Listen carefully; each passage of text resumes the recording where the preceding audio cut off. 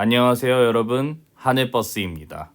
오늘의 이슈 퍼즐 맞추기는 국회 추경 35조 원 요구입니다. 2월 14일까지 국회는 정부를 압박해서 정부가 당초 가지고 온 14조 원의 규모인 이 추경 2배를 요구한 이 현 상황, 우리가 무엇을 파악하고 이해해야 하는지 또 하나씩 천천히 풀어보겠습니다. 대통령 선거가 조만간 다가오고 있고 여기에 연동되어서 그 다음에 지방선거도 다가오고 있기 때문에 정치권은 표심에 눈이 돌아갈 수밖에 없어요. 아무리 안 돌아간다라고 이야기를 해도 표심이 곧 그들의 자리와 생명을 결정하기 때문에 그렇죠. 그래서일까요?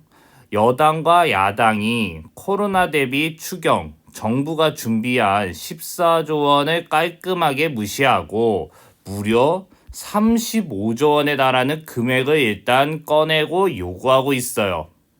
기사부터 읽어보고 내용을 넘어가 보겠습니다. 더불어민주당이 3일 35조 원 규모의 추가 경정 예산안을 오늘 15일까지 국회에 처리하겠다라고 밝혔다. 정부가 국회에 제출한 추경안 규모가 14조 원인 상황에서 여당이 이보다 2배 이상 증액을 예고한 셈이다. 재원 마련 방안이 마땅치 않기 때문에 난색을 보였지만 향후 이 재원 논의가 또 최대 쟁점이 될 수밖에 없다.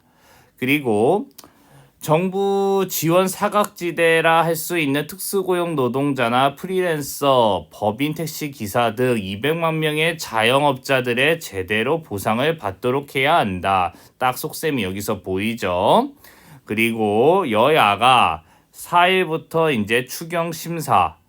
여당이 35조 원 규모의 추가 경정 예산안을 이렇게 딱 내놨는데 야당이 이거를 바로 거부한다. 그러면 또 이제 대통령 선거나 지방 선거에서 야당이 밀릴 수 있기 때문에 찰떡궁합으로 그냥 밀고 넘어갈 거다라는 그런 이야기입니다. 그리고 정부 제출 14조 원 추경안, 일단 이거를 보면 소상공인 방역지원금이나 손실보상 또 치료제 구입 등 이런 걸로 이렇게 했습니다 라고 이렇게 밑에 나와 있어요. 2022년 우리나라 예산 얼마인지 604조 4천억 원이에요. 어마어마해요. 이게 또 전년도 대비해서 늘어난 금액입니다. 2021년 예산은 558조 원. 그러면 아까 기사와 이 그래프 보면 무엇을 우리가 또 포인트로 확인할 수 있죠? 정부 예산이 계속 미친 듯이 올라갈 수밖에 없고 추경 또한 계속할 수밖에 없다라는 거를 우리가 눈치채야 합니다. 제가 요거 계속 말씀드린 내용이기도 한 게 이 경제 엔진 요걸 굴러야 나라가 운영이 되고 국민들이 먹고 산다. 자본주의 세상에서는 이럴 수밖에 없다라는 거 간략하게 말씀을 드렸습니다. 다시 한번 조금 이야기해 볼게요. 우리나라가 이렇게 있는데 여기에 크게 경제 엔진을 또 굴려요. 세 개의 축으로 말이에요. 바로 정부, 지금 요 정부죠. 그리고 기업, 자영업도 여기에 들어가고요. 마지막으로 국민이 있어요. 이렇게 세 개의 축으로 대한민국을 끌고 가는데 고도성장기 때는 이게 아주 잘 맞물려 가지고 화려한 성능을 보여줍니다. 근데 이제 성장이 둔화되면서 당연히 부품이 닳겠죠. 어디 하나 고장이 나기 시작하면 이제 이 예전에 화려한 성능을 내고 싶을 때 어떻게 해야겠어요? 어디 하나가 고장난 부품까지 끌고 가면서 더 큰 성능을 해야 과거 화려한 성능 이어갈 수 있는 거예요.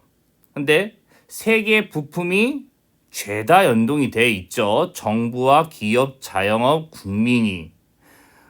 그러니 또 돌리는 만큼 이게 같이 굴러가줘야 되는데 다 고장이 나기 시작하면 더욱더 힘들 수밖에 없다.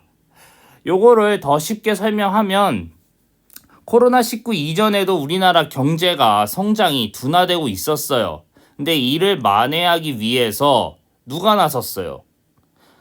국민들이 소비력이 점점 줄어드니까 이거를 상쇄시키기 위해서 정부가 예산안을 늘려갔단 말이에요. 기업과 국민 소비하는 부분까지 감당을 해서 경제 규모가 줄어들지 않고 조금씩 성장하는 방향을 크게 보고 예산을 계속 늘렸단 말이에요. 예전에는 400조 430조 이랬단 말이에요. 이게 어느 순간 604조까지 늘어난 거예요.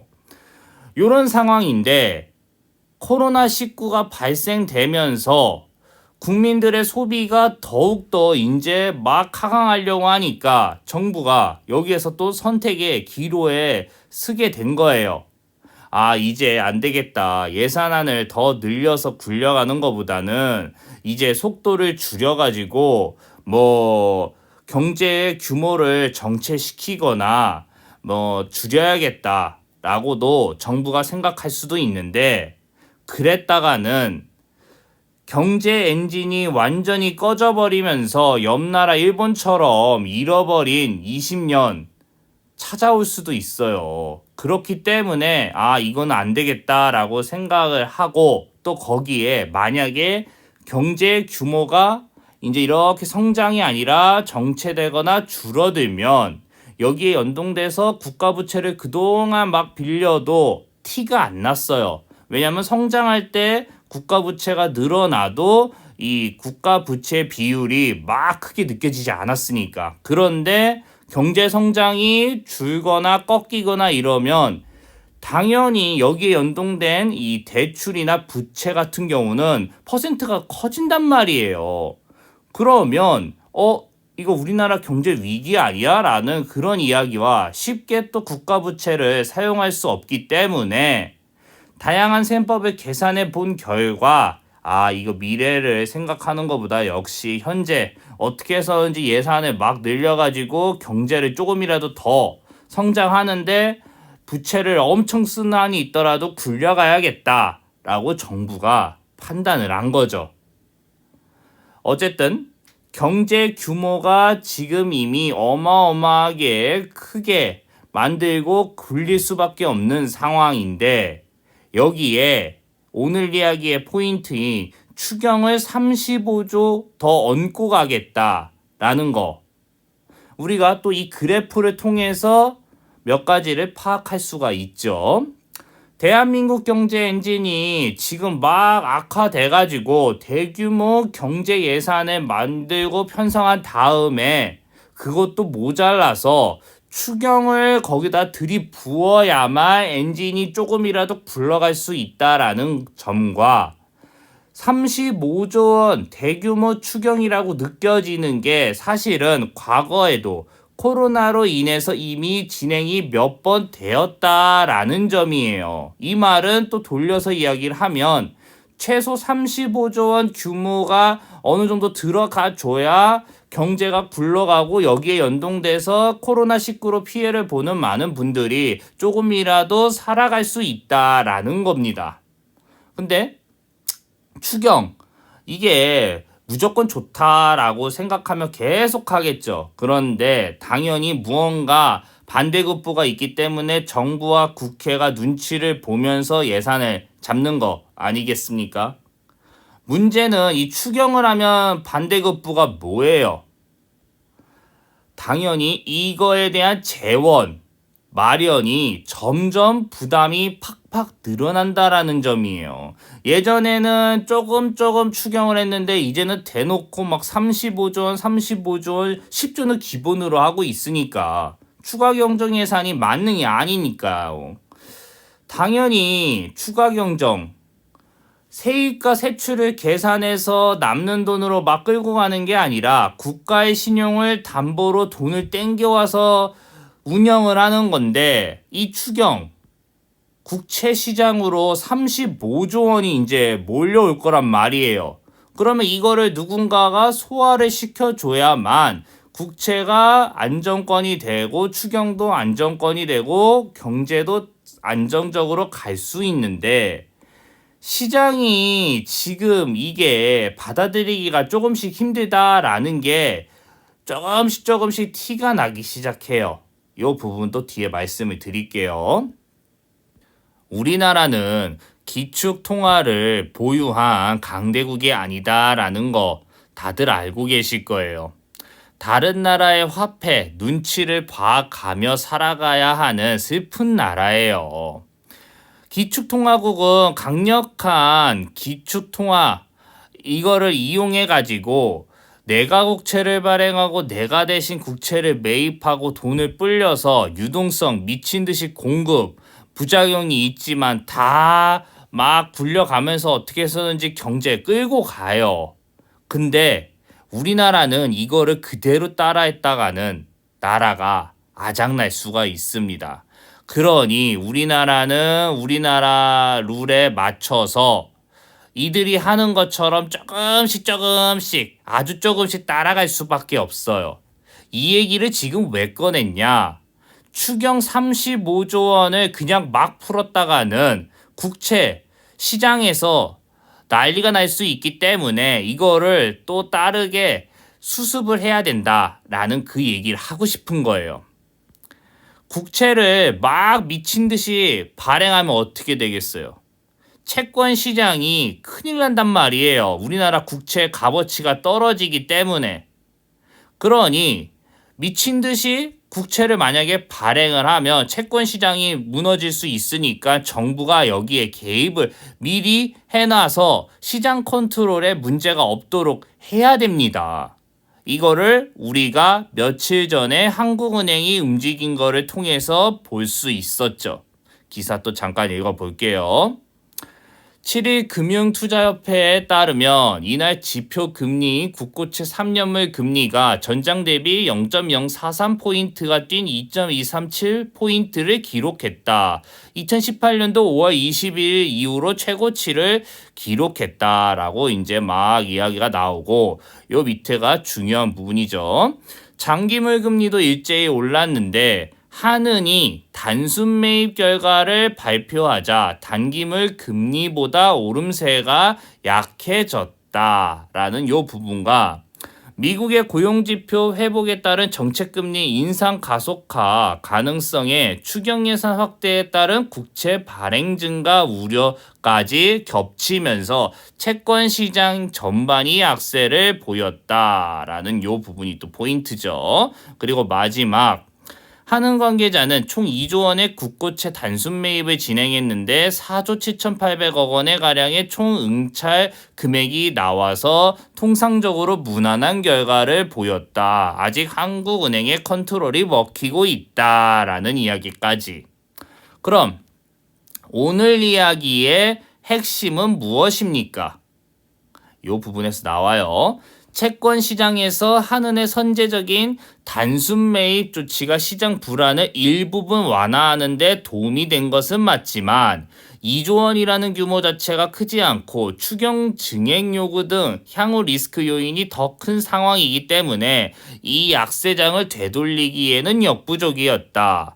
단순 매입의 시장 반응이 전반적으로 양호한 수준이었지만 2조 규모로 강세 전환까지는 현실적으로 어려웠다. 더 많은 돈이 필요할 수밖에 없다라는 이야기가 여기 지금 나오는 거예요. 그리고 정말 중요한 마지막 포인트. 기준금리 인상기인 만큼 한국은행이 단순 매입 규모를 사전에 정해두기보단 상황에 맞게 대응하겠다라는 입장.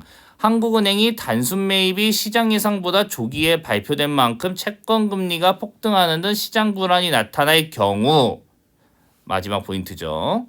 한국은행이 또다시 구원투수로 나서줄 것에 기대감이 형성되고 있다. 한국은행 물가 때문에 어쩔 수 없이 금리를 올리지만 공급 부담을 일정 부분 통제하겠다.